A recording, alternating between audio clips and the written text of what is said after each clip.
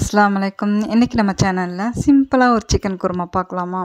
Chicken குருமாவுக்கு செய்கிறதுக்கு தேவையானதெல்லாம் எடுத்து வச்சுக்கலாம். பூண்டு, இஞ்சி, சின்ன வெங்காயம், அடுத்து தக்காளி 3 எடுத்து வச்சுருக்கிறேன். 1/2 கிலோ சிக்கனுக்கு தேவையானதை எடுத்து வச்சுட்ருக்கிறேன். இப்போ 3 தக்காளி, 4 பச்சை மிளகாய், சின்ன வெங்காயம் கொஞ்சம் கூடுதலாகவே எடுத்துக்கிட்டேன். ஏன்னா நம்ம தாளிக்கிறதுக்கு கட் பண்ண வெங்காயம் நான் போட மாட்டேன். சின்ன வெங்காயம் அரைச்சி போட்டோம்னா இன்னும் கொஞ்சம் நல்லாயிருக்கும், டேஸ்ட்டு கூடும். அதனால் சின்ன வெங்காயம் 1 கப் எடுத்து வச்சுருக்கிறேன். அடுத்து சிக்கன் 1/2 கிலோ சுத்தம் பண்ணி எடுத்து வச்சுருக்கிறேன். இப்போ இந்த சின்ன வெங்காயம், இஞ்சி, பூண்டுலாம் அரைச்சி எடுத்து வச்சுட்டேன். இப்போ ஸ்டவ் ஆன் பண்ணி குக்கரில் கலெண்ணெய் கொஞ்சம், தேங்காய் எண்ணெய் கொஞ்சம் விட்டு 4 பச்சை மிளகாய், அரைச்ச சின்ன வெங்காயம், அரைச்ச இஞ்சி பூண்டையும் போட்டு அதோட 1 ஸ்பூன் மிளகாய் தூளையும் போட்டுக்க போகிறேன்.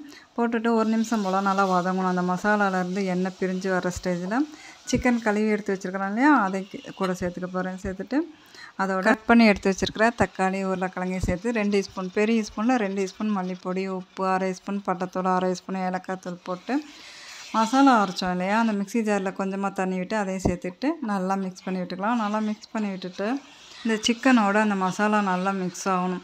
அப்போ மீடியம் ஃப்ளேமில் வச்சு ஒரு மூடி போட்டு 2 நிமிஷம் விட்டுற போகிறேன். 2 நிமிஷத்துக்கு அப்புறம் அந்த மூடி எடுத்துட்டு நல்லா மிக்ஸ் பண்ணி விட்டுட்டு 1 கப் தண்ணி சேர்த்துக்க போகிறேன். இதில் தேங்காய் அரைச்சி ஊற்றினோம்னா இதோட டேஸ்ட்டு குறவாயிரும். தேங்காய் விருப்பப்பட்டால் அரைச்சி ஊற்றிக்கங்க. நான் தேங்காய் இப்போல்லாம் ஊற்றுறது கிடையாது. தேங்காய் இல்லாமல் இந்த மாதிரி செஞ்சு பாருங்கள், டேஸ்ட் அருமையாக இருக்கும்.